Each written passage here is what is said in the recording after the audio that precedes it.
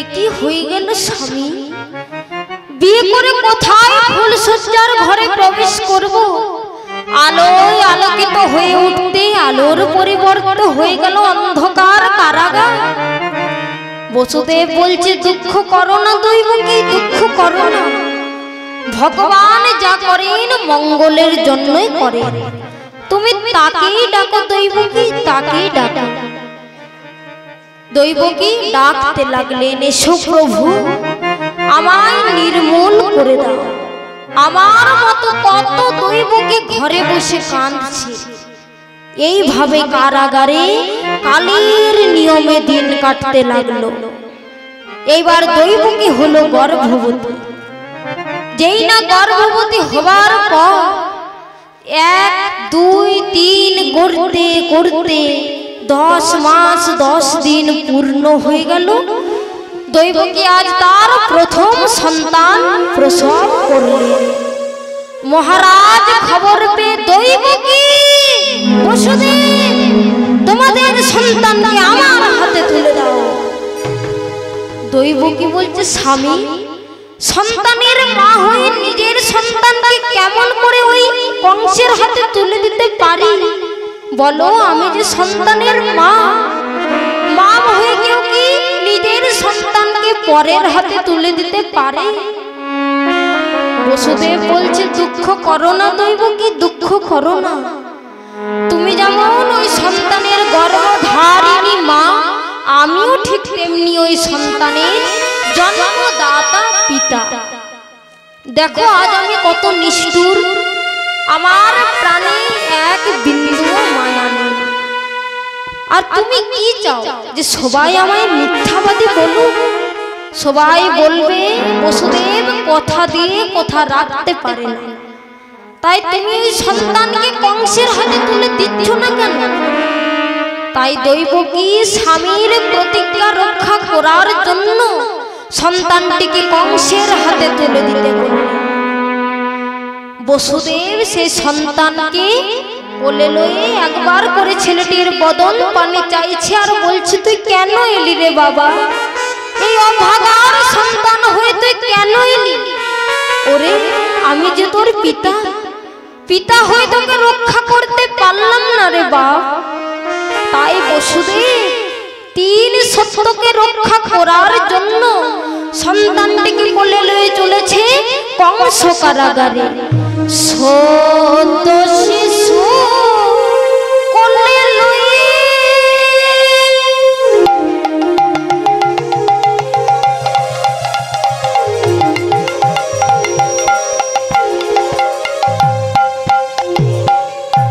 শিশু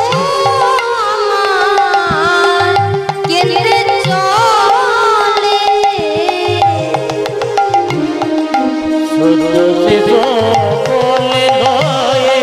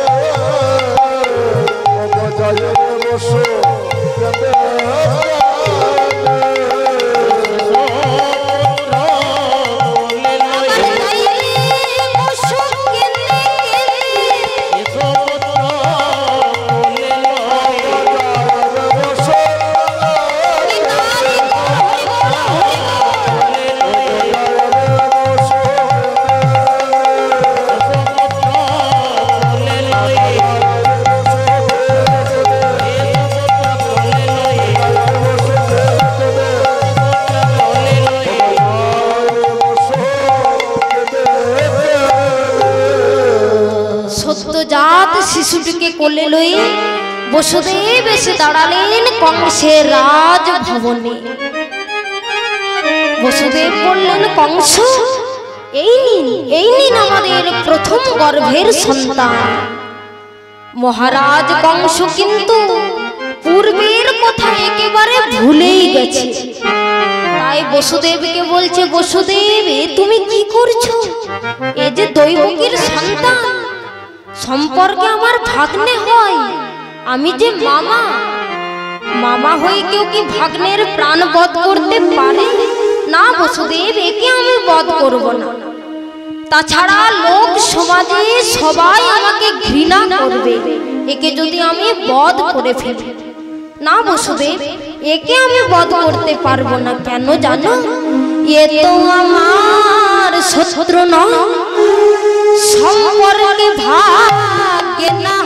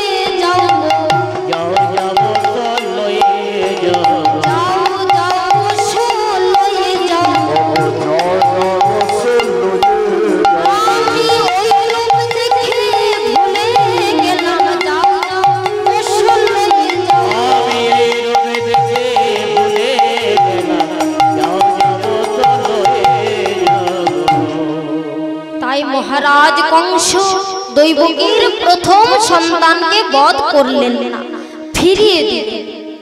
আর এদিকে স্বর্গ রাজ্যের দেবতারা আবার চিন্তায় পড়ে গেলেন। কেননা শাস্ত্র মতে মহারাজ কংস যদি একের পর এক দৈবকীর সন্তানগুলি বধ করেন, তবেই তো অষ্টম গর্ভের সন্তান ভগবান আমাদের এই ধরাধামে আসবেন। কিন্তু মহারাজ কংস তো দৈবকীর প্রথম সন্তানকে বধ করলেন না, তাহলে তো ঠাকুরের ধরাধামে যেতে অনেক দেরি লাগবে। তাই দেবতারা মিলে করলেন কি না, নারদকে ডেকে পাঠালেন। হ্যাঁ গো, এই নারদটিকে না, নারদটি হচ্ছেন না আর রদ। যদি কোনো কর্ম একবার স্থির করে রদ করা যায় না, সেই তো নারদ। তাই দেবতারা মিলে করলেন কি না, নারদকে ডেকে পাঠালেন। নারদ, তুমি অবিলম্বে মহারাজ কংসের রাজভবনে যাও, যেমন করেই হোক দৈবকীর প্রথম সন্তানকে বধ করার জন্য তাকে কুমন্ত্রণা প্রয়োগ করো। তাই দেবতাদের আদেশে আজ মহামুনি নারদ কৃষ্ণ গুণগান গাইতে গাইতে, জয় নারায়ণ নারায়ণ বলতে বলতে চলেছেন কংসের রাজভবনে। হেরি নারায়ণ হেরি নারায়ণ হেরি নারায়ণ হেরি নারায়ণ।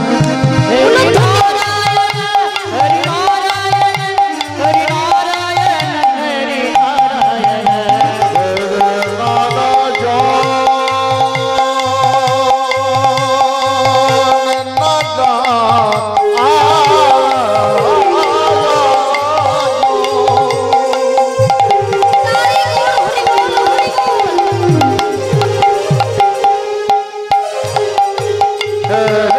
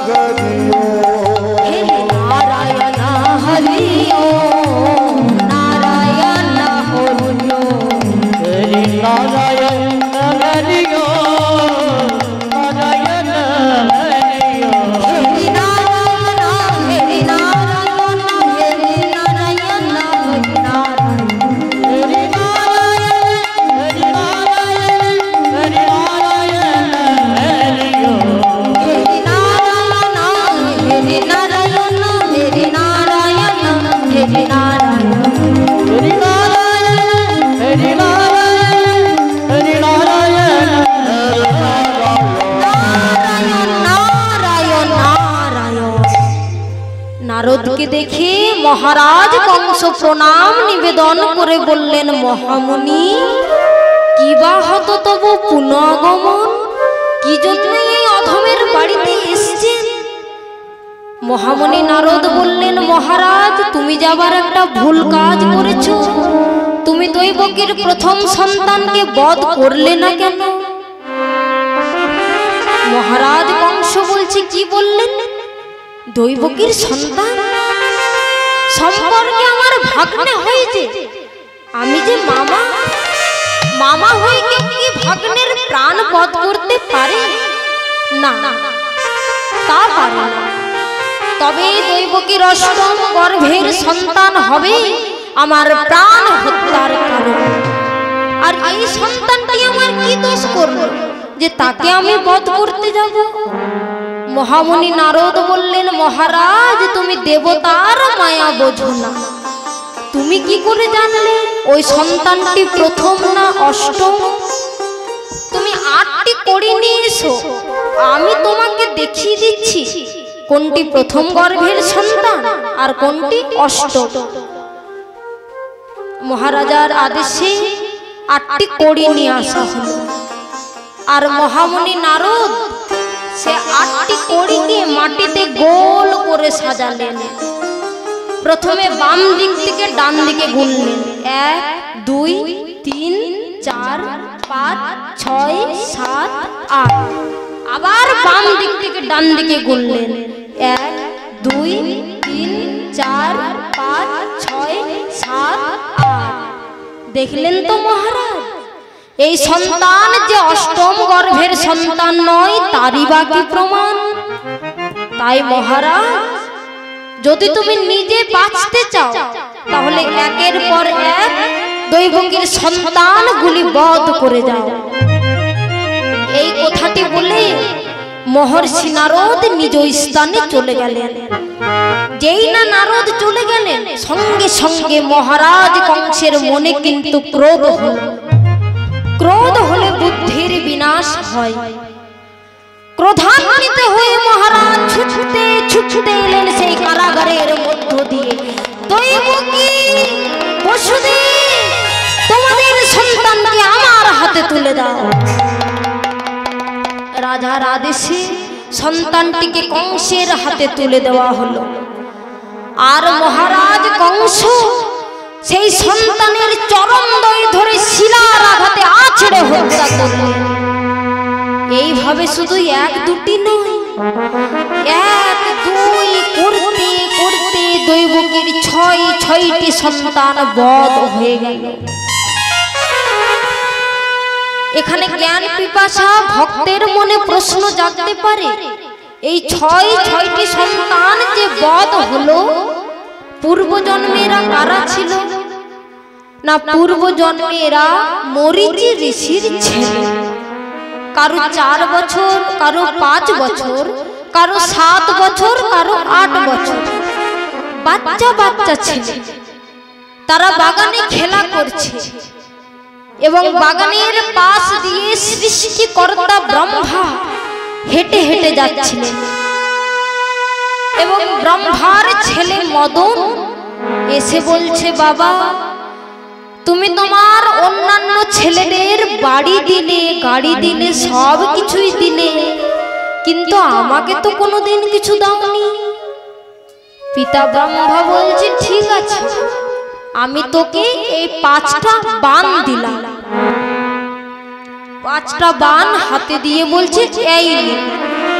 ছেলে বলছে, বাবা, তুমি যে 5টা আমাকে বান দিলে, এই 5টা বান নিয়ে আমি কি করব? বাবা বলছে, এই 5টা বান তুই যাকে মারবি সেই তোর কাছে হেরে যাবে। মদন মনে মনে চিন্তা করছে, কথাটা ঠিক না ভুল, আগে বাবাকে মেরে চেষ্টা করে দেখি। আর যেই না মদন বান মারলেন, অমনি মদনের বানে জর্জরিত হয়ে ব্রহ্মা তার মেয়ে সন্ধ্যার পিছনে ছুটতে লাগলেন। এবং সেই দৃশ্য দেখতে পেয়ে মরীচি ঋষির ছেলেগুলো খিলখিল করে হাসছে। ব্রহ্মা চিৎকার করে বলছে, ওরে দুষ্ট, তোরা আমাকে না জেনে না বুঝে তোরা বিদ্রুপের হাসি হাসলি। ওরে আমি তোদের অভিশাপ দিচ্ছি, তোদের অসুর কুলে জন্ম হবে। মরীচি ঋষির ছেলেগুলো দাদু ব্রহ্মার পায়ে ধরে কত কাঁদলেন, দাদু আমাদের ভুল হয়ে গেছে, আমাদের ক্ষমা করে দাও। দাদু ব্রহ্মা বলছে, ভুল যখন বুঝতেই পেরেছিস তখন তোদের অসুর কুলে জন্ম হবে। যেদিন তোদের পিতা নিজের হাতে বধ করবে সেদিন তোরা অসুর কুল থেকে উদ্ধার পাবে। তাই মরীচি ঋষির ছেলেগুলো জন্মগ্রহণ করলেন অসুরের বাড়িতে। হিরণ্যকশিপু আর হিরণ্যক্ষ। হিরণ্যক্ষের ছেলে হচ্ছে কালনেমি, আর কালনেমির পুত্র হয়ে মরীচি ঋষির ছেলেগুলো পিতা কালনেমির পুত্র হয়ে জন্মগ্রহণ করলেন। এখন কথা হচ্ছে, যেদিন তোদের পিতার হাতে তোরা মরবি সেদিন তোরা অসুর কুল থেকে উদ্ধার পাবি। তাহলে পিতার নাম হচ্ছে কালনেমি, আর কালনেমির হাতে না মরলে তো এরা উদ্ধার পাবে না। কিন্তু দেখা গেল কালনেমি আগেই মারা গেছে হনুমানের হাতে। তাহলে মরীচি ঋষির ছেলেগুলো কি হবে? এদিকে ভগবান মনে মনে চিন্তা করছেন যে কালনেমির হাতে না মরলে তো এরা উদ্ধার পাবে না। তাই ভগবান করলেন কি গো, না কালনেমিকে করে দিলেন দাপর যুগে যার নাম হচ্ছে মহারাজ কংস। ত্রেতা যুগের কালনেমি হয়ে গেল দাপর যুগে মহারাজ কংস। এই মহারাজ কংস দৈবকীর ছয়টি সন্তান বধ করলেন। এই 6টি ছেলের নাম হলো জয়ন্ত, প্রীতিমন্ত, উদারিণী, সুসেন, ভদ্রসেন, ঋজু। এই 6টি সন্তান বধ করলেন। এবার হলো 7ম গর্ভ। আর এদিকে কংসের অত্যাচারে ত্রিলোক হলো কুলসিত। বসুন্ধরা মা আমার অত্যাচার সহ্য করতে পারছেন। অত্যাচারে জর্জরিত হয়ে বসুন্ধরা মা আমার ক্ষীরদের কুলে গিয়ে পূর্ণ ব্রহ্ম নারায়ণের শরণ নিলেন। বসুন্ধরা মা আমার বারবার করে নারায়ণকে ডাকছে আর বলছে, এসো হে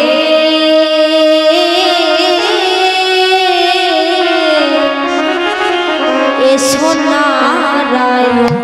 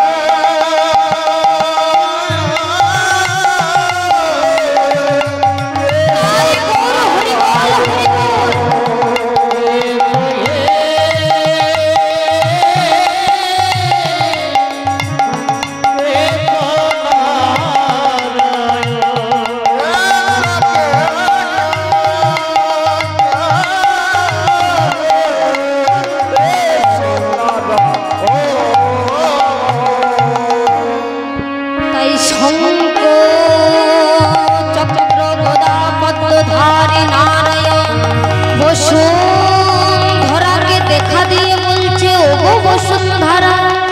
আমি তোমার মনোগত ভাব বুঝতে পেরেছি, তাই আমি তোমার কথা দিচ্ছি সপ্তম গর্ভে আমি অনন্ত দেব বলরামকে পাঠিয়ে দিই, অষ্টম গর্ভে আমি নিজে গিয়ে অবতীর্ণ হব। তাই স্বর্গের দেবতারা আবার চিন্তায় পড়ে গেলেন, কেননা সপ্তম গর্ভে আসবে বলরাম। আর এদিকে মহারাজ কংস দৈবকীর ছয়টি সন্তান বধ করলেন।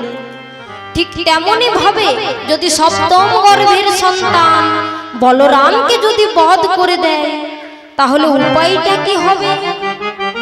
তাই সঙ্গে সঙ্গে তারা যোগ মায়াকে স্মরণ করলেন। যেই না যোগ মায়াকে স্মরণ করলেন, যোগ মায়া করলেন কি না, তার অপরূপ মায়ার দ্বারা দৈবকীর সপ্তম গর্ভ থেকে বলরামকে রোহিণীর গর্ভে সঞ্চার করলেন। সবাই ভাবলো দৈবকীর সপ্তম গর্ভের সন্তান বলরাম হয়তো লয় হয়ে গেছে, কিন্তু লয় হলো না। রোহিণীর গর্ভে বলরাম রূপে জন্মগ্রহণ করলেন। এই সপ্তম গর্ভের সন্তানটিকে যখন হাতে পেল না, মহারাজ কংস চিন্তায় পড়ে গেলেন। চিন্তা করছেন যে সপ্তম গর্ভের মতো অষ্টম গর্ভের সন্তান যদি আমি না পাই, তাহলে উপায়টা কি হবে? তাই সঙ্গে সঙ্গে তারা দেবতাদের আদেশ করলেন, যাও তোমরা দৈবকী বসুদেবের বক্ষে ভারী ভারী পাষাণ চাপা দাও, যেমন করে হোক মুহূর্তের জন্য যেন এরা কারাগারের বাহিরে যেতে না পারে। রাজার আদেশে প্রহরীরা দৈবকী বসুদেবের বক্ষে ভারী ভারী পাষাণ চাপা দিলেন, ভালোভাবে শিখলিত করলেন। এদিকে অন্ধকার কারাগার, তারপর আবার ভারী ভারী পাষাণ, আর যে সহ্য করা যায় না প্রভু। দৈবকী কাঁদছে, আর এদিকে তখন নারায়ণের সিংহাসন টলমল টলমল করে উঠল। বৈকুণ্ঠ পরিত্যাগ করে নারায়ণ জন্মগ্রহণ করলেন দৈবকীর গর্ভে কংস কারাগারে। কেমন ভাবে? বৈকুণ্ঠ ছাড়িয়া লক্ষ্মীর পতি নারায়ণ, বৈকুণ্ঠ ছাড়িয়া লক্ষ্মীর পতি নারায়ণ, কংস কারাগারে আছে নিজের দর্শন। বৈকুণ্ঠ ছাড়িয়া লক্ষ্মীর পতি নারায়ণ, কংস কারাগারে আছে নিজের দর্শন। বৈকুণ্ঠ ছাড়িয়া লক্ষ্মীর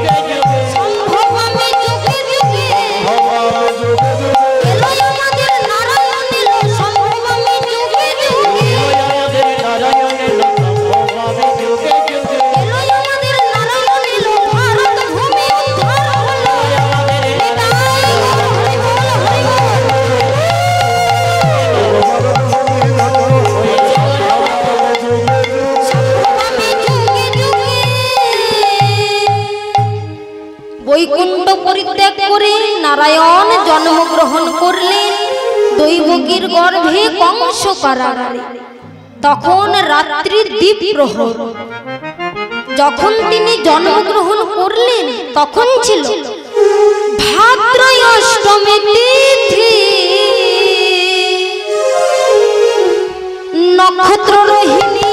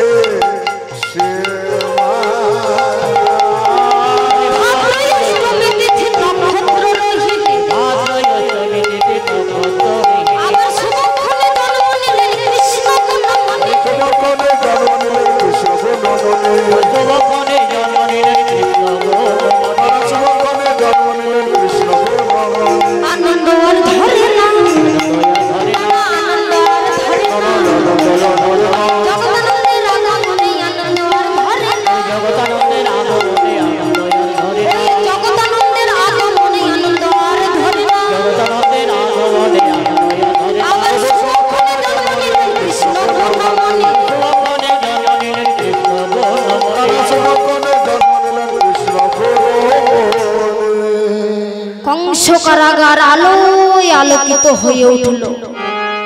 যেই না বসুদেবের ঘুম ভেঙেছে, কি এত আলো কোথা থেকে? চারিদিকে তাকাতে লাগলেন। কি দৈবকীর পাশে একটা সুন্দর শিশু। দেখুন ভক্তমণ্ডলী ও ভক্তিমতী মায়েরা, সন্তান জন্মগ্রহণ করেছে কিন্তু গর্ভধারিণী মা পর্যন্ত জানতে পারল না যে তার সন্তান। কেন জানতে পারল না? না, নারায়ণ ছিল অজনী সম্ভব, তাই গর্ভধারিণী মা পর্যন্ত জানতে পারল না। কিন্তু বসুদেব মনে মনে চিন্তা করছে যে দৈবকীকে তো দেখাতে হবে। তাই বসুদেব দৈবকীকে জাগাচ্ছে আর বলছে, উঠো গো দৈবকী ধ্বনি দেখো না চাহিয়া, উঠো গো দৈবকী ধ্বনি দেখো না চাহিয়া, উঠো গো দৈবকী ধ্বনি দেখো না চাহিয়া, কি সুন্দর পুত্র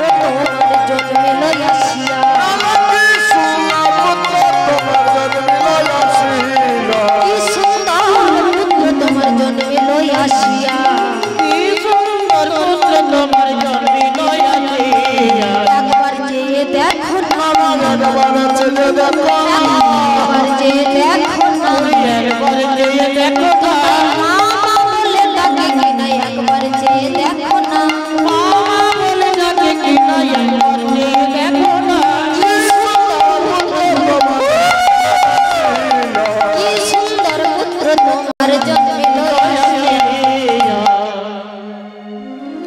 যেই না দৈবকীর ঘুম ভেঙেছে, একই স্বামী তুমি কাকে পুত্র বলছো? দেখছো না ওর হাতে শঙ্খ চক্র গদা, আর তুমি তাকে পুত্র বলছো? ও যে স্বয়ং নারায়ণ। এসো এসো, আমরা দুজনে মিলে তাকে প্রণাম করি। তাই দৈবকী আর বসুদেব প্রণাম করতে লাগলো কেমন ভাবে, ও হে না এই তো শ্রীনাথ করি পা করি চরণে,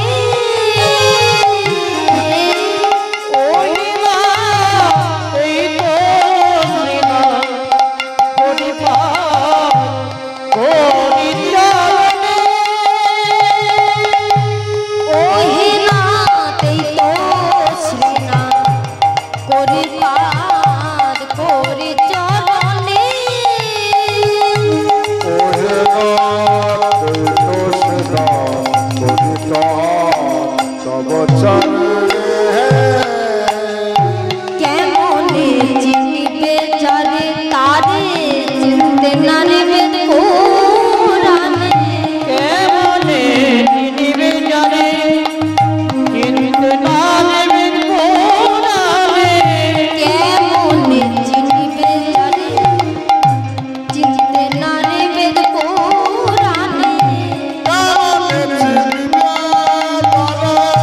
যারে চিনতে না নেবে ওহে নাথ এই তো শ্রীনাথ করি পার করি চরণে, ওহে নাথ এই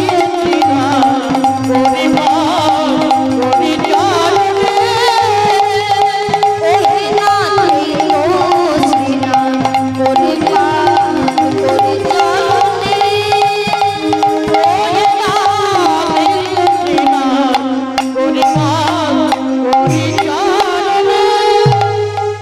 নারায়ণ ছোট শিশুটি হয়ে বলল, একি কোন শাস্ত্রে আছে যে পিতামাতা তার সন্তানকে প্রণাম করে? আমি তো তোমাদের সন্তান। দৈবকী বলছে, বাবা তুই আমাদের সন্তান। তা বাবা, যার হাতে সুদর্শন চক্র গদা তার মায়ের কেন এরূপ দশা? নারায়ণ বলছে, মাগো কান্দা কান্দিতে হয় মাই হয় শাস্ত্রে গো, শাস্ত্রে তুমি যারে কান্দাইছো তাই তোমায় কান্দিতে হয়। কান্দিতে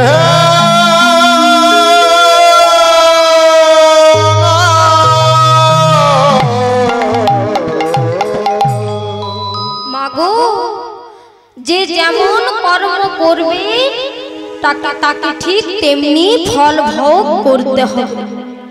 দৈবকী বলছে, আমি আবার কাকে কাঁদালাম বাবা? মনে নেই মা, রাজমাতা হবার লোভে এক মায়ের সন্তানকে তুমি 14 বৎসরের জন্য বনবাসে পাঠিয়েছিলে। সেই দিন কত কেঁদেছিল আমার মা, মুখে হারাম হারাম বলে। তাই আজ তোমায় কাঁদতে হবে মা। পিতা বসুদেব আর দেরি করো না। কংস যদি জানতে পারে দৈবকীর অষ্টম গর্ভের সন্তানের জন্ম হয়েছে, তাহলে এক্ষুনি সে আমায় বধ করে ফেলবে। তুমি এই মুহূর্তে আমাকে গোকুলে রেখে এসো। সমস্ত কারাগার কাল নিদ্রায় আছে। দৈবকী বলল, বাবা এই তো তুই জন্ম নিলি, আদর করে একটু স্তনপান করাবো না? মাগো জন্ম নিলাম তোমার তরে, স্তনপান করব তার ঘরে। কার ঘরে বাবা জানো মা? ঠিক তোমারই মতো আমার একটা মা আছে জানো, মা ধরা আর দ্রোণ। বড় দানি রাজা ছিল। দান করতে করতে যখন সব শেষ করে ফেলল, তখন সার হলো গাছ তোলা। তাই একদিন ব্রাহ্মণ বেশে পরীক্ষা করতে গেলাম, আর এমন সময় গেলাম যে সময় দ্রোণ ছিল না বাড়িতে। তাই ব্রাহ্মণ বেশে ডাক দিলাম, মাগো কে রয়েছো বাড়িতে? ধরা মা আমার ছুটে দৌড়ে বেরিয়ে এলেন। আসুন আসুন ব্রাহ্মণ। বসতে আসন দিলেন। ব্রাহ্মণ বলছে, মাগো আমার বড় ক্ষুধা পেয়েছে, তুমি আমায় কিছু খেতে দাও। ধরামা আমার ব্রাহ্মণকে খেতে দেবার জন্য ঘরে ঢুকে দেখলেন কিছুই পেলেন না, এমনকি এক দানা সরিষাও পেল না। চরম আজ পরীক্ষার দিন। ধরামা আমার ছুটতে ছুটতে এলেন ফল বাগানে। গাছে এসে দেখছে একটাও ফল নেই। ব্রাহ্মণ বলছে, মাগো কি হলো, আর যে সহ্য হয় না। ধরামা বলল, ব্রাহ্মণ আপনি একটু অপেক্ষা করুন, আমার স্বামী ভিক্ষায় গেছে, ভিক্ষা থেকে ফিরে এলে আমি আপনাকে উদর পরিপূর্ণ করে ভোজন করাবো। ব্রাহ্মণ বলছে, ততক্ষণে যদি আমি মারা যাই, তাই তো, তাহলে কি করা যায়? নারায়ণ মনে মনে চিন্তা করছে যে ফল পেলে কি করে তা দেখতে হয়। তাই নারায়ণ ফলওয়ালা রূপ ধারণ করে অদূরে ডাকতে লাগলেন, ফল নেবে গো, ফল আমার কাছে চতুর্বর্গের ফল আছে। ধরামা আমার ফলওয়ালা ডাক শুনতে পেয়ে ছুটতে ছুটতে এলেন। ফলওয়ালা, ও ফলওয়ালা, আমায় দুটো ফল দাও না। ফলওয়ালা বলে, আমি তো ফল দেওয়ার জন্য এসেছি, কড়ি এনেছো কড়ি? ধরা বলছে, ব্রাহ্মণ ফলওয়ালা আমায় দুটো ফল দাও, আমার স্বামী ফিরে এলে ভিক্ষায় গেছে, ভিক্ষা থেকে ফিরে এলেই আমি তোমাকে কড়ি দিয়ে দেব। ফলওয়ালা বলছে, দেখো আমি তোমাকে ফল দিতাম, কিন্তু আমার এখনো বইনি হয়নি, তাছাড়া ধারে আমি অনেককেই ফল দিয়েছি, কিন্তু কাল দেব বলে আর ফিরে আসে না। তাই ধরামা আমার কেঁদে কেঁদে বলল, ফলওয়ালা আমার দুটো হাত আমি তোমাকে দিতে পারতাম, কিন্তু হাত দিয়ে আমাকে অতিথি সেবা করতে হবে। আমার দুটো পা আমি তোমাকে দিতে পারতাম, কিন্তু পা দিয়ে আমাকে যেতে হবে। আমার দুটো চোখ আমি তোমাকে দিতে পারতাম, কিন্তু চোখ দিয়ে আমাকে দেখতে হবে। তাহলে অতিথি সেবার জন্য হাত দরকার, পা দরকার, চোখ দরকার। আমার কাছে এমন কিছুই নেই যা দিয়ে আমি তোমার কাছ থেকে দুটো ফল নেব। ফলওয়ালা বলছে, যদি তোমার যৌবন তুমি আমাকে দান করতে পারো, তবে আমি তোমাকে দুটো ফল দেব। চমকে গেলেন ধরা। অতিথি সেবার জন্য শুধু যৌবন কেন, যদি আমার জীবন চলে যায় তাতেই আমি রাজি আছি। তাই ধরা ফলওয়ালার কাছ থেকে ধারালো ছুরিটা নিয়ে বাম স্তনটা কেটে ফলওয়ালার হাতে তুলে দিল। তখন ফলওয়ালা নিজ মূর্তি ধারণ করে বললেন, ধরা আমি তোমায় পরীক্ষা করতে এসেছিলাম, তুমি পরীক্ষায় উত্তীর্ণ হয়েছো, তাই যে স্তন বাধা রেখে গেলে আমি কথা দিচ্ছি পরজন্মে আমি ওই স্তন পান করব। তাই ধরা ফলওয়ালার কাছ থেকে ফল নিয়ে ছুটতে ছুটতে এলেন ব্রাহ্মণের কাছে। আর যেই না ব্রাহ্মণকে ফল দিয়েছেন, অমনি এক ফোঁটা ক্রোধী ওই ফলের মধ্যে পড়ে গেছে। চমকে গেলেন ব্রাহ্মণ। ধরা তুমি কি আমায় অশুচি অবস্থায় সেবা দিচ্ছ নাকি? ধরা বলল, না ব্রাহ্মণ না, আমি অশুচি নই। আপনাকে সেবা দেওয়ার জন্য যখন কোথাও কিছু পেলাম না, তখন ফলওয়ালার কাছ থেকে আমার বাম স্তনটা বাধা দিয়ে আমি তোমার জন্য দুটো ফল এনেছি, আপনার জন্য দুটো ফল এনেছি, গ্রহণ করুন ব্রাহ্মণ, গ্রহণ করুন। তখন ব্রাহ্মণ নিজ মূর্তি ধারণ করলেন আর বললেন, ধরা তুমি পরীক্ষায় উত্তীর্ণ, তাই যে স্তন বাধা রেখে আজ ব্রাহ্মণ সেবা করালে,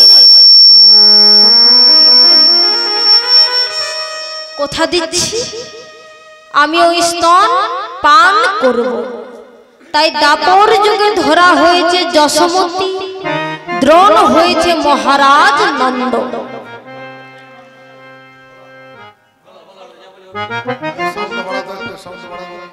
তা মাগো জন্ম নিলাম তোমার তরেই স্তনপান করব তার ঘরে। তা মাগো আমি তোমাদের ছেলে, তাই আমি কথা দিচ্ছি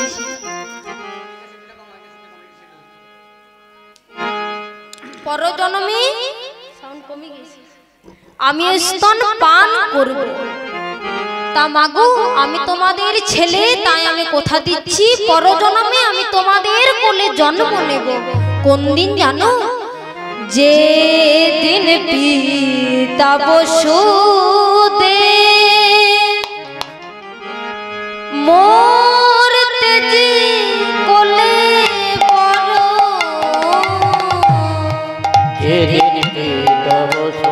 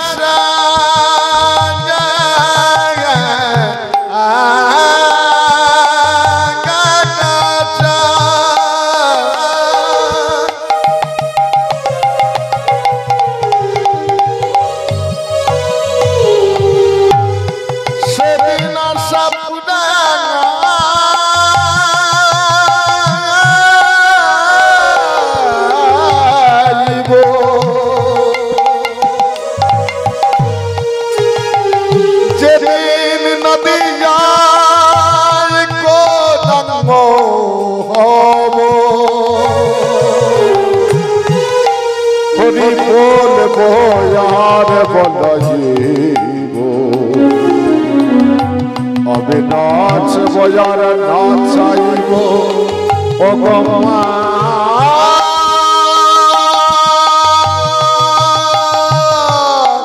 মা মা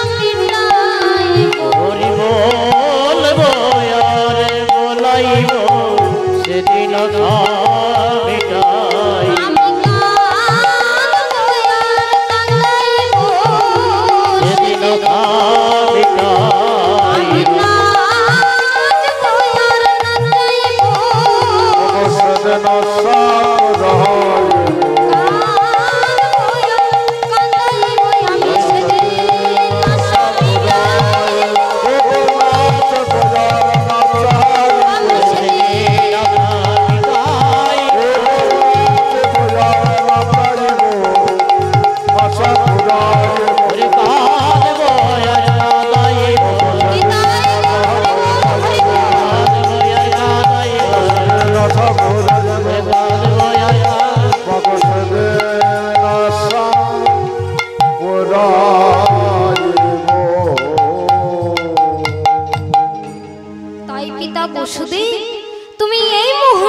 আমাকে গোকুলে রেখে এসো।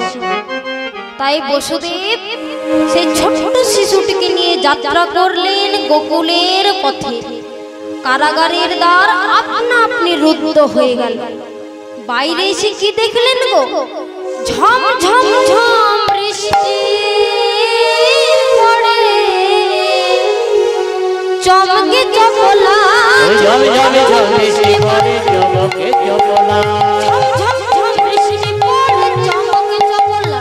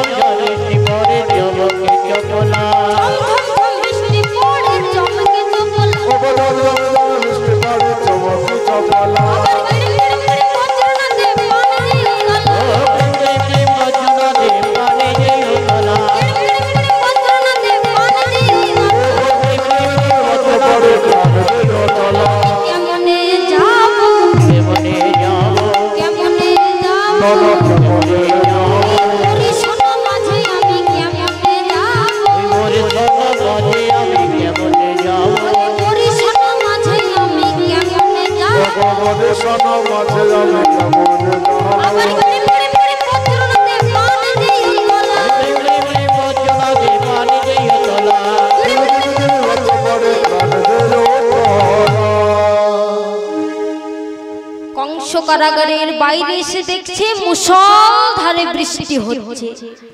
তাই এই বৃষ্টির মধ্যে আমি শিশুটিকে নিয়ে যাব কেমন করে? এদিকে অনন্ত নাগ এসে মনে মনে চিন্তা করছে যে প্রভু এসে গেছে, তাহলে আমি কাছে গিয়ে প্রভুর সেবাটাই করি। তাই অনন্ত নাগ করলেন কি গো? তার সহস্র ফোনা বিস্তার করে দিলেন কেমন ভাবে? অনন্ত আসিয়া ফোনা বিস্তারিয়া, কৃষ্ণ চলে যায় আনন্দে মাতিয়া। অনন্ত আসিয়া ফোনা বিস্তারিয়া, কৃষ্ণ চলে যায় আনন্দে মাতিয়া।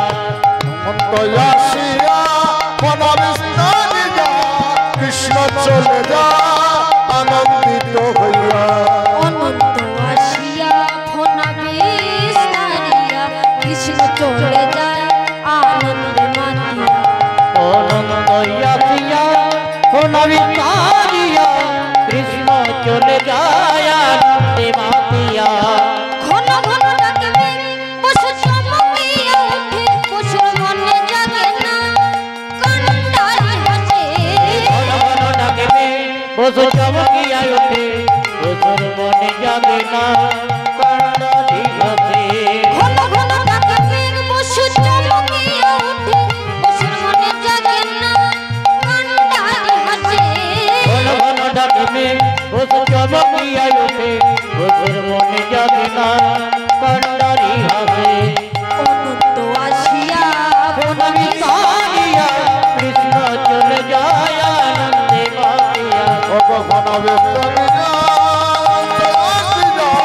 কৃষ্ণ চলে যায় আনন্দিত হইয়া। তাই অনন্তনাগ তার সহস্র ফোনা বিস্তার করে পিছন থেকে আচ্ছাদন করে দিলেন কেমন ভাবে? অনন্ত ধরিল ছত্র ফোনা বিস্তারিয়া, অনন্ত ধরিল ছত্র ফোনা বিস্তারিয়া, জালিল অনন্ত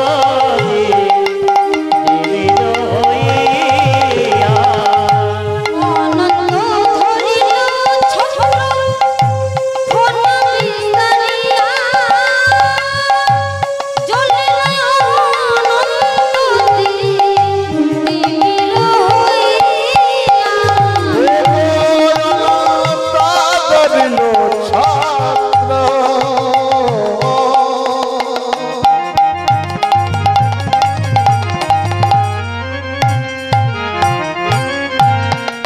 ফনাবিস্তারিয়া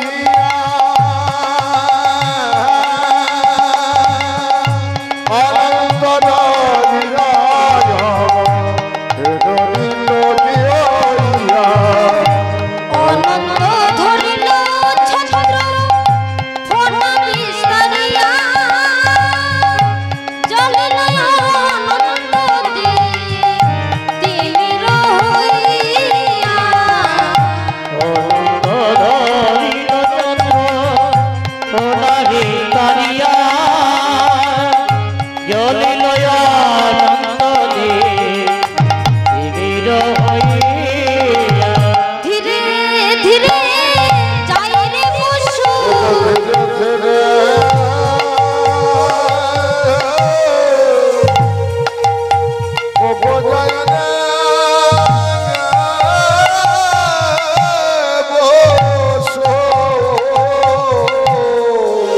ধীরে ধীরে জয় রে আবার বসো। সত্য শিশু ধীরে ধীরে ধীরে ধীরে জয় রে বসো। ছোট শিশু ধীরে ধীরে যাই রে বসু ওই কোলে লয়ে শব্দ শিশু। ধীরে ধীরে যাই রে বসু কোলে লয়ে শব্দ শিশু। ধীরে ধীরে যাই রে বসু কোলে লয়ে শব্দ শিশু। কোলে লয়ে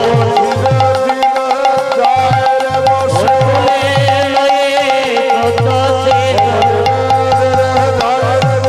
কোলে লয়ে শব্দ শিশু। কোলে লয়ে শব্দ শিশু।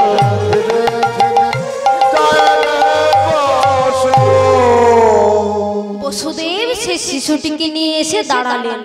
যা আর ভয়ের কোনো কারণ নেই।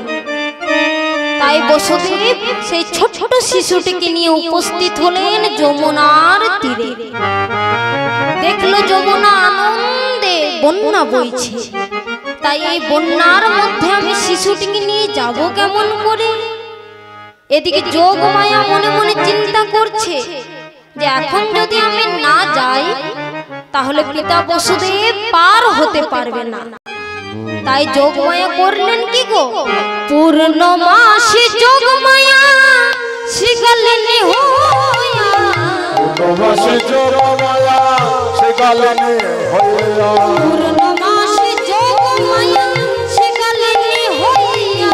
তোমার যোগমায়া শিগালিনী হইয়া। শ্রী যমুনার জলে আমার যাইতে লাগিলা শ্রী যমুনার জলে আমার যাইতে লাগিলা এই যমুনার জলে মায়া মায় যাইতে লাগিলা। আইরে বসু আইরে বসো, আইরে বসু আইরে বসো। পার হয়ে যায় মনের বসু তীরে কেন আইরে বসু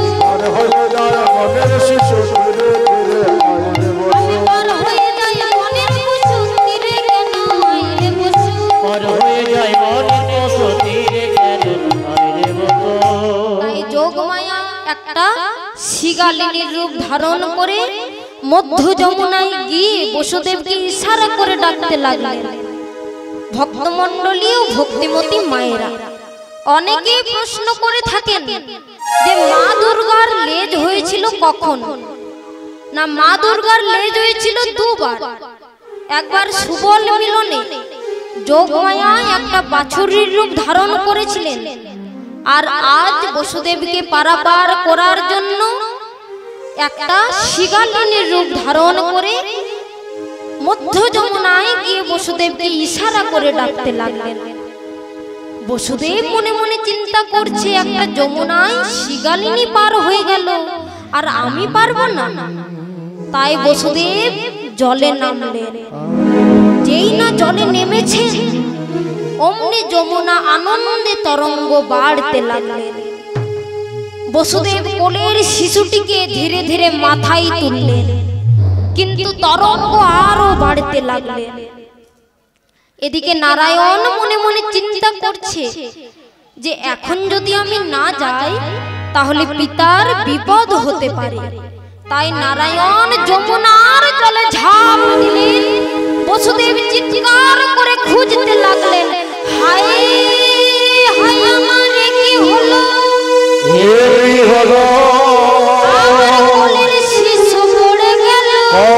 শিশু পড়ে গেল বিধি দিয়ে কেন কেড়ে নিল? কেড়ে নে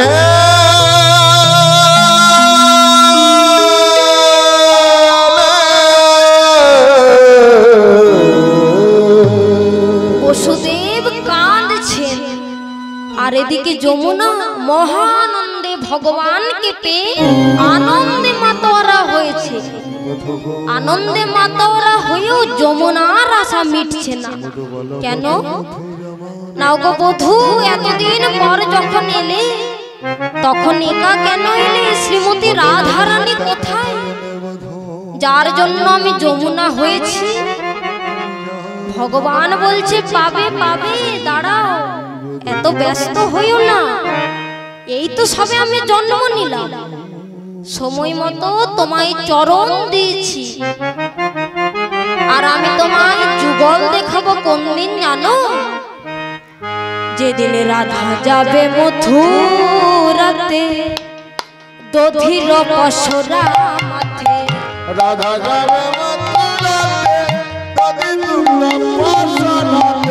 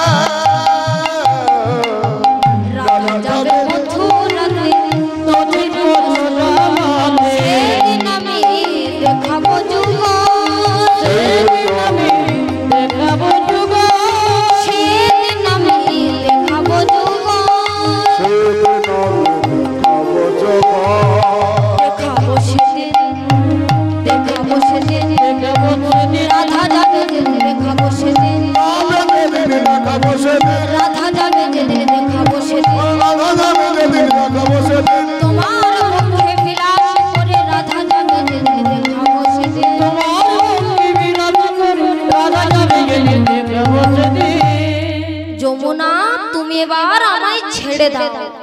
দেখছো না আমার পিতা কত খোঁজাখুঁজি করছে। কোন পুত্রের ধর্ম নয় যে তার পিতার মনে আঘাত দেবে।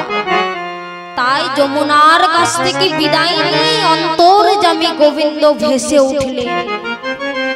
আর সঙ্গে সঙ্গে বসুদেব শিশুটিকে কোলে তুললেন। কত না জল খেয়েছে, আর ছাড়বো না বাবা, চল তোকে আমি গোকুলে রেখে আসি। তাই বসুদেব সেই শিশুটিকে নিয়ে যাত্রা করলেন গোকুলের পথে।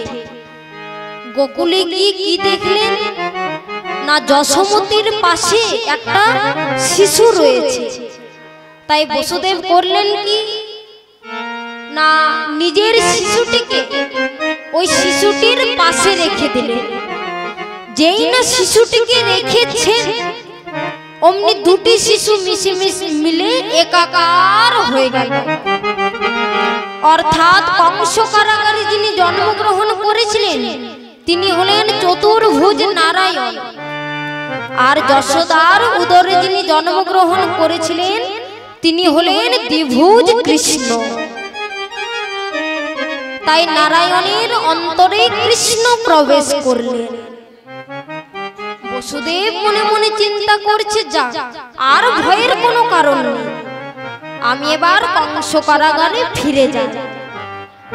যেই না বসুদেব চলে যাচ্ছে, অমনি যোগ মায়া বলে উঠলেন দৈব বসুদেব সপ্তম গর্ভের সন্তান মহারাজ কংস পাই।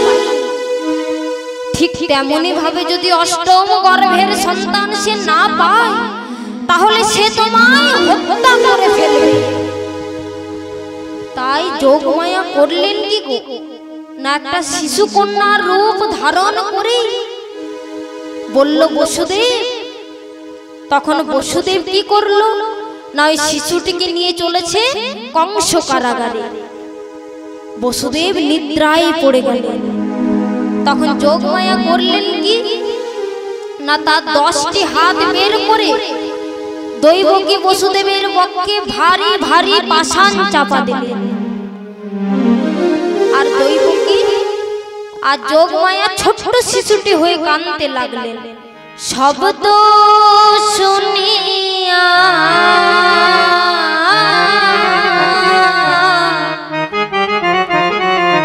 প্রহরী জাগিয়া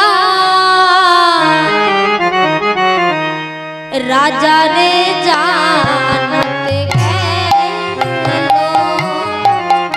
ওমনে সবদা শুনিয়া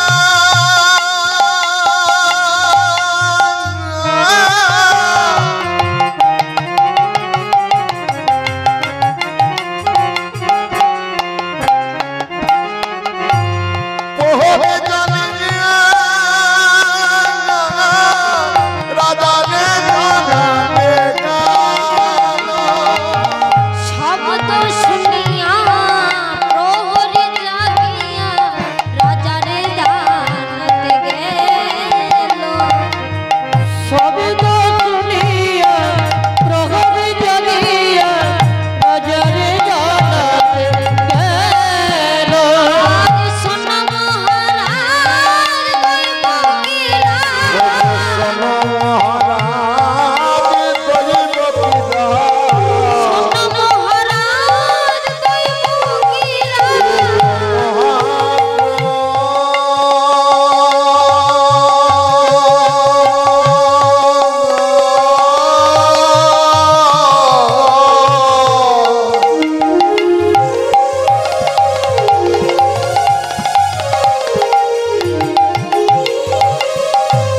ও মথুরা পতি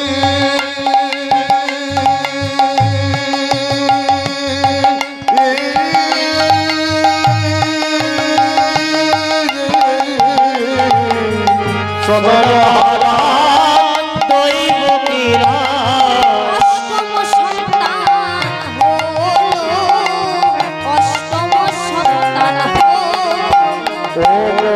সদর মহারা দৈবকীরা অষ্টম সন্তান হলো, অষ্টম সন্তান হলো।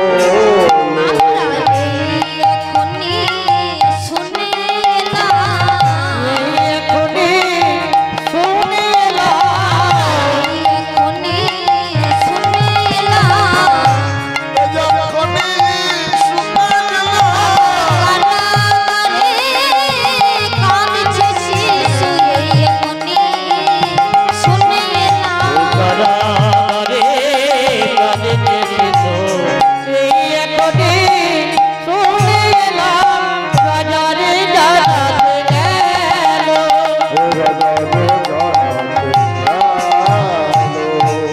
প্রহরীর মুখে কথা শুনে চিৎকার করে উঠলেন মহারাজ কংস। চলে এসেছে, চলে এসেছে যে আমার প্রাণ হন্তা। নিয়তি তুই দেখে যা কংস কেমন করে নিজের হাতে তার প্রাণ হত্যাকে হত্যা করে। তাই কংস ছুটতে ছুটতে এলেন সে কারাগারের মধ্য দিয়ে। কোথায়? দৈবকী বসুদেব, শুনলাম তোমাদের অষ্টম গর্ভের সন্তান হয়েছে, তাকে আমার হাতে তুলে দাও। তাই দৈবকী বসুদেব সন্তানটিকে কংসের হাতে তুলে দিলেন। আর ওই কংস সন্তানকে কোলে লয়ে মনে মনে চিন্তা করছে, কি দৈববাণী হয়েছিল, দৈবকীর অষ্টম গর্ভের সন্তান হবে আমার প্রাণ হন্তা, কিন্তু এ তো শিশু কন্যা, না না একে আমি বধ করব না। পরক্ষণেই চিন্তা করছি যে পূর্বে শুনেছি নারীর হাতে বধ হয়েছিল মহিষাসুর, তাহলে এই কংসাসুর যে নারীর হাতে বধ হবে না তারই বা কি প্রমাণ? তাই মহারাজ কংস সেই সন্তানের চরণ ধরে যেই না আছড়ে হত্যা করতে যাবেন, অমনি সেই শিশু কন্যা শূন্যে ভেসে হাসতে লাগলেন। কংস, কংস, তুমি কি মনে করছো আমি তোমার অষ্টম গর্ভের সন্তান? না, আমি অষ্টম গর্ভের সন্তান নই, আমি তোমার ভাগ্য নিয়তি। তাই আমি আবার জানিয়ে দিতে এলাম, কি জানো, তোমারে মধ্যে বেঁচে বকুলে মারছে সে। তোমারে মধ্যে বেঁচে বকুলে মারছে সে। তোমারে মধ্যে বেঁচে বকুলে মারছে সে। মদন মোহন সরল শিশু বেশে। মদন মোহন সরল শিশু বেশে।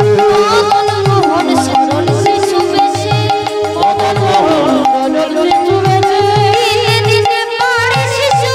দিনে দিনে বাড়ে শিশু। দিনে দিনে বাড়ে শিশু। আর হাতে তোমার মরণ আছে, দিনে দিনে বাড়ে শিশু। হাতে তোমার মরণ আছে, দিনে দিনে বাড়ে শিশু। যার হাতে তোমার মরণ আছে, দিনে দিনে বাড়ে শিশু। যার হাতে তোমার মরণ আছে, দিনে দিনে বাড়ে শিশু। মদন মোহন সরল শিশু বেশে।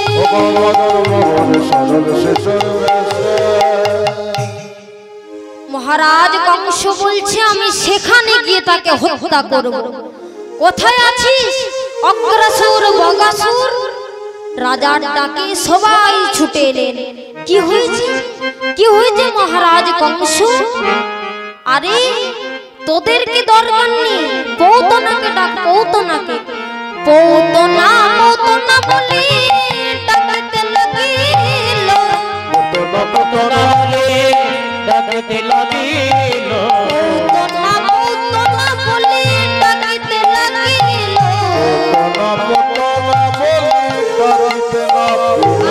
হেলে দুলে পৌতনা রাজার সম্মুখে দাঁড়ালো। হেলে দুলে পৌতনা রাজার সম্মুখে দাঁড়ালো। হেলে দুলে পৌতনা রাজার সম্মুখে দাঁড়ালো। দাদা আমায় ডাকলে কেন? সদাই আমায় ডাকলে কেন? দাদা আমায় ডাকলে কেন? এমন সময়ে অকারণে দাদা আমায় ডাকলে কেন? ও সময়ে অকারণে সদাই আমায় ডাকলে কেন? দাদা কি হয়েছে, এমন অসময়ে আমায় ডাকলে কেন? আরে পৌতনা এসেছিস, আয় আয়। জানিস তোর নাম কেন পৌতনা হয়েছে? তুই তোর পুত্রদের খেয়ে নাশ করেছিস, তাই তোর নাম পৌতনা। আচ্ছা একটা ছেলে আছে, খাবি? কোনটা দাদা, এটা না ওটা? আরে না না, এগুলো নয়, এগুলো তো আমার রাজ্যের ছেলে। তোকে গোকুলে গোয়ালার ঘরে ছেলে খেতে হবে, খাবি? তাই পৌতনা তখন কি করছে গো না, আনন্দে স্তনে বিষ মাখাচ্ছেন মহানন্দে শিশুকে বধ করার জন্য। আর এদিকে তখন গোকুলে মহারাজ নন্দ শিশুকে পেয়ে আনন্দ সমারোহ করছে। কেমন ভাবে, কি আনন্দ গোকুলে এলো কৃষ্ণ যশোদার কোলে। নিতাই গৌর গোকুলে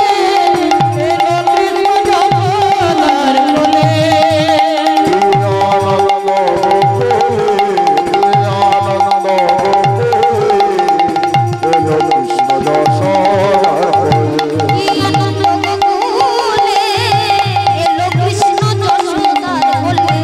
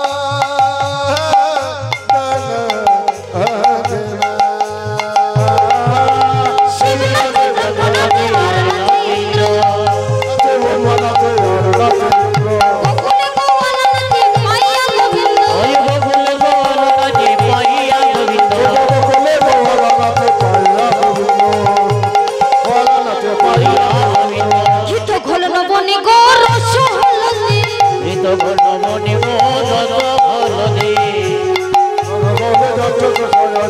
ঘৃত ঘন বনি গো রস হলদে ঋত ঘন মনি গো রস হলদে আনন্দে আকাশে ঢালে নাহি কই অবধি ওই আনন্দে আকাশে ঢালে নাই কই অবধি আনন্দে আকাশে ঢালে নাহি কই অবধি আনন্দ নাচিয়ে আমার আবার গোয়ালা গোয়ালা মিলে করে হুড়মুড়ি গোয়ালা মিলে করে হরা হরে গোয়ালা গোয়ালা মিলে করে হুড়মুড়ি আমার গোয়ালা গোয়ালা মিলি গো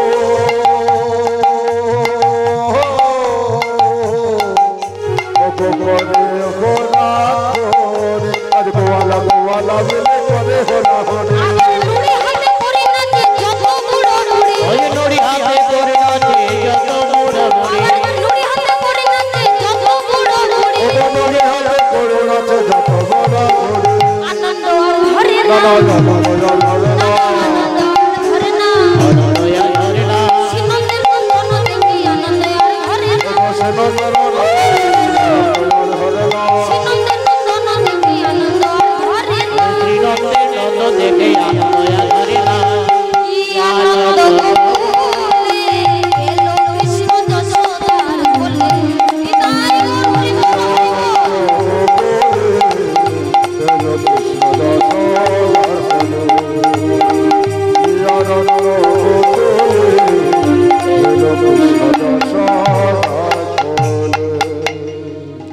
মহানন্দের সমারোহে এই আনন্দের মাঝখানে এসে দাঁড়ালেন মহামুনি গর্গ।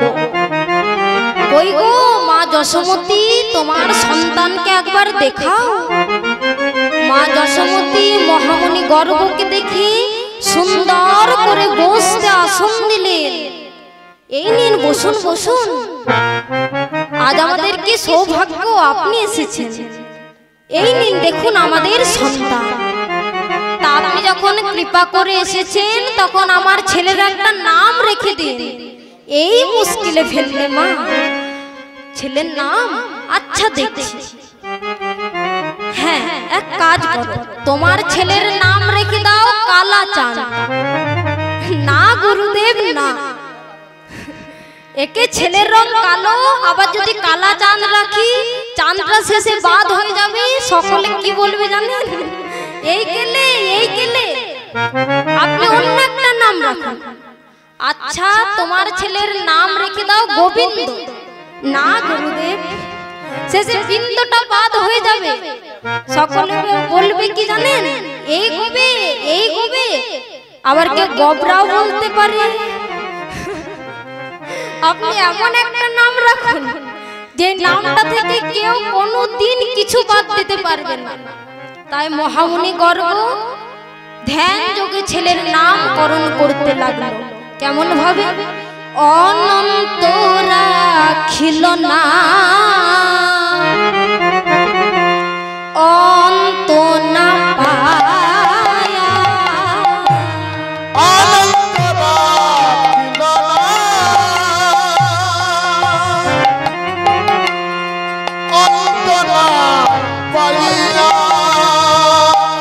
অনন্ত রাখিল না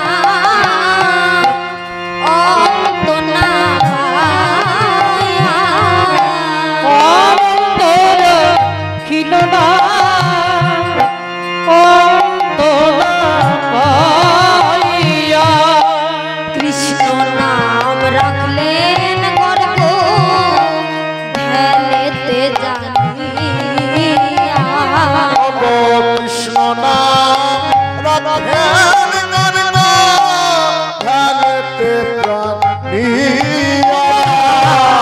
আর কৃষ্ণ নাম রাখলেন গর্গ ধ্যানেতে জানিয়া, কৃষ্ণ নাম রাখলেন গর্ব ধ্যানেতে জানিয়া। কৃষ্ণ নাম রাখলেন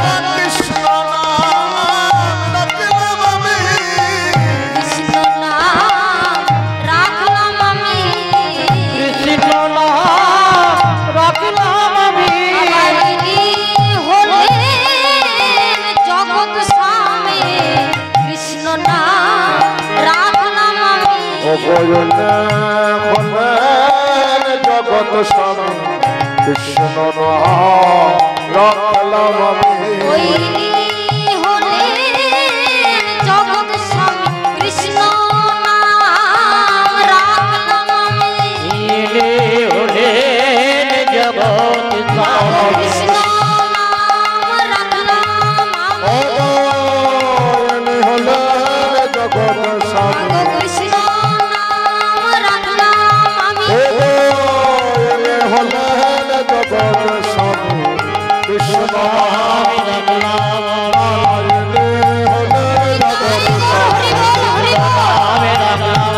জনে হলেন জগৎ স্বামী কৃষ্ণ নামে রাখলাম আমি হলেন জগৎ স্বামী কৃষ্ণ নামে রাখলাম আমি কৃষ্ণ রাখলাম আমি বেশ ছেলের নামকরণ হয়ে গেল এইবার আপনি ছেলের ভবিষ্যৎ নিয়ে একটু কিছু বলুন তো কি আর বলবো মা তোমার ছেলে সর্ববিদ্যায় পারদর্শী হবে গুরুদেব এই সর্ববিদ্যাটি কি আরে তোমার ছেলে চোর হবে চোর ছি ছি ছি গুরুদেব ছি এ আপনি কি বলছেন চোর হবে আমার বাড়িতে কোনো কিছুর অভাব নেই যখন যা চাইবে আমি তাকে তাই দেব তবু কেন চোর হবে গুরুদেব আরে তোমার ছেলে অভাব চোর হবে না তোমার ছেলে স্বভাব চোর হবে যত কিছুই দাও না কেন একটু চুরি করে না খেলে তার পেটই ভরবে না আচ্ছা গুরুদেব আমার ছেলের পরমায়ু কতদিন হবে তাই মহামুনি গর্গ মাটিতে 16টি ঘর অঙ্কন করে ছেলের ভবিষ্যৎবাণী বিচার করতে লাগলো কেমন ভাবে একে একে ব্রহ্মা গো দ্বিতীয় যুগ অগজর জন্রে ব্রহ্মগো দ্বিতীয় জন্রে সত্তর যতম মাগো তৃতীয়তে বলো সত্তর তম তৃতীয়তে এক দুই তিন চার পাগলের খেলা বর্ণে বর্ণে বাড়াইবে বৃন্দাবন লীলা দেখতে হো তিন চার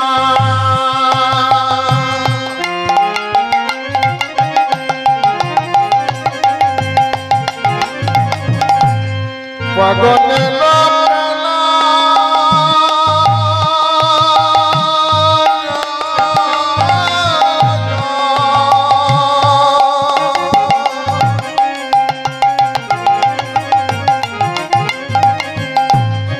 বরণে বরণে বনাই বৃন্দাবন লীলা পাঁচতে পঞ্চজন শঙ্খ বাজাইবে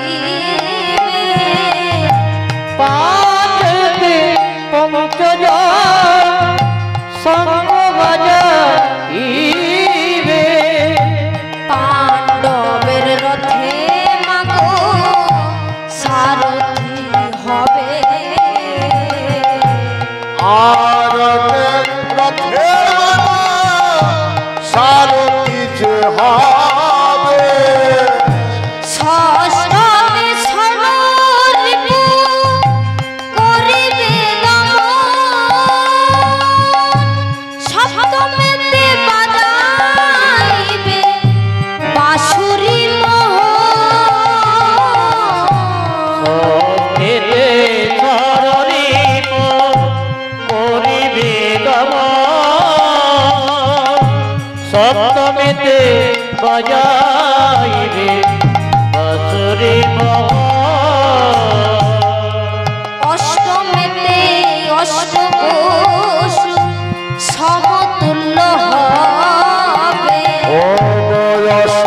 নবমেতে অষ্টবসু সমতুল্য হবে। নবমেতে নব নব ভাব আজ প্রকাশ হবে। নবমেতে নব নব ভাব আজ প্রকাশিবে। দশমেতে দশ ইন্দ্র বসেতে রাখিবে।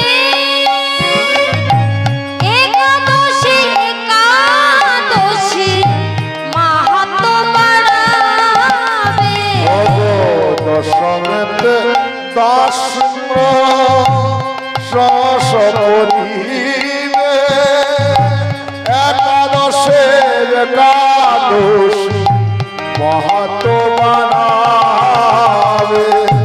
দ্বাদশেতে রাখাল শনে করবে গোচারণ। দ্বাদশেতে রাখাল শনে করবে গোচারণ।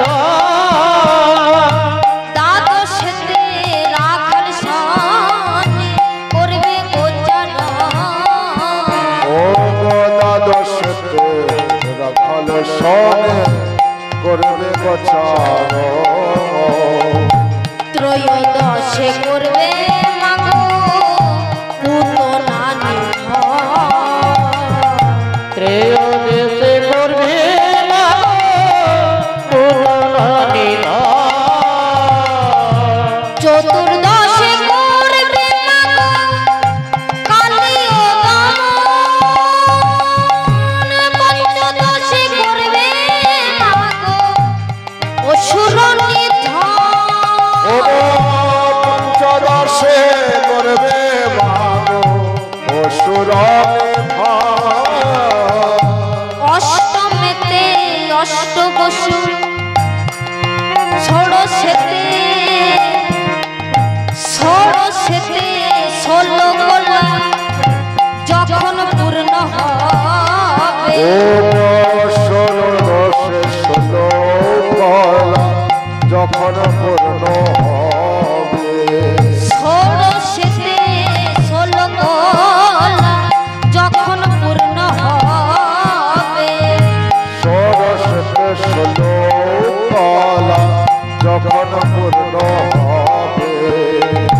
ব্রজর মালয়ে গোপাল বিহার করিবে। ব্রজর মালয়ে গোপাল বিহার করিবে। মাগো তোমার গোপাল খেলবে খেলা। ও তোমার গোপাল খেলবে তোমার গোপাল খেলবে খেলা। তোমার গোপাল খেলবে খেলা। বাড়াইবে বৃন্দাবন লীলা। তোমার গোপাল খেলবে খেলা। তোমার গোপাল খেলবে খেলা। বাড়াইবে বৃন্দাবন লীলা। তোমার গোপাল খেলবে খেলা। তোমার গোপাল খেলবে খেলা। ছেলের ভবিষ্যৎবাণী বিচার করে মহামণি গর্গ বলল, মা এবার তাহলে আমি আসি। তবে শুনে রাখো মা, যাবার সময় একটা কথা বলি, তোমার ছেলে দুষ্টের দমন করবে। এই কথাটি বলে মহামণি গর্গ বিদায় নিলেন। বেশ কিছুদিন যাবার পর একদিন প্রভাত কালে গোপাল ঘুমিয়ে আছেন, আর যশোমতী মা আমার গোপালকে জাগাচ্ছে কেমন ভাবে, উঠো মেরি লাল নন্দের তুলা জাগো নিশি শেষে। উঠো মেরি লাল নন্দের দোলা জাগো নিশিসে। উঠো মেরি লাল নন্দের তুলা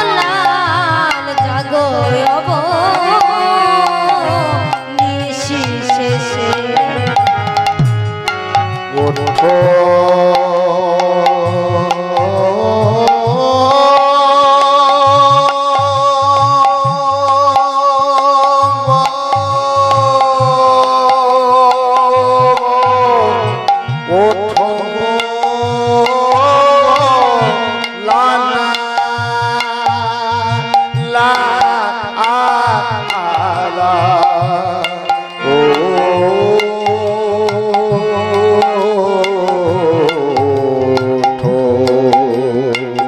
ওঠো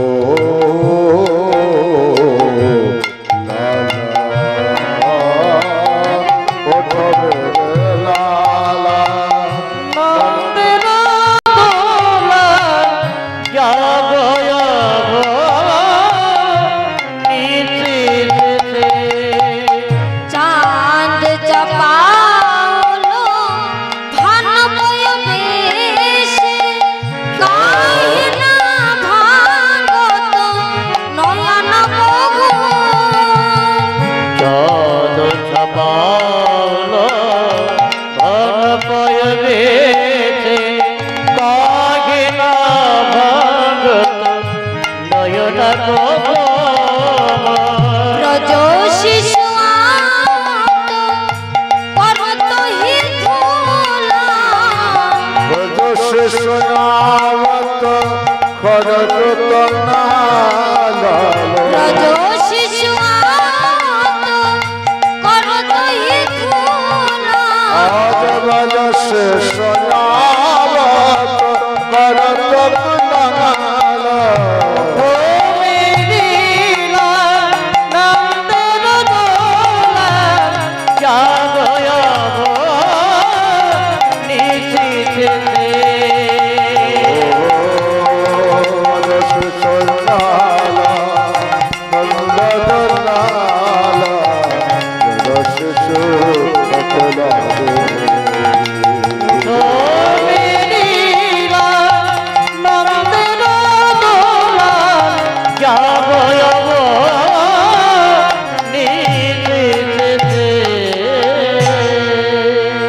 তাই গর্গমুনির আনা নাম কৃষ্ণ আর অদ্বৈতের আনা নাম গোরা। তাই কৃষ্ণকে বলে গৌর গোবিন্দের জয় দিয়ে আমরা সকলে বলবো